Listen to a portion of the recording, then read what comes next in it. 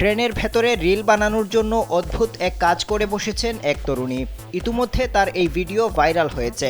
ভিডিওতে দেখা যায় ছোট একটি স্কার্ট এবং সাদা জামা পরে ট্রেনে উঠেছেন ওই তরুণী। জামার ভেতর থেকে উকি দিচ্ছে অন্তর্বাস। এরপর একটি সিটে বসে হাত পা ছুড়ে অঙ্গভঙ্গি করতে দেখা যায় তাকে। ছোট স্কার্ট পরা তরুণীকে ট্রেনের ভেতরে এবং প্ল্যাটফর্মে পৌঁছে দিতেও দেখা যায়।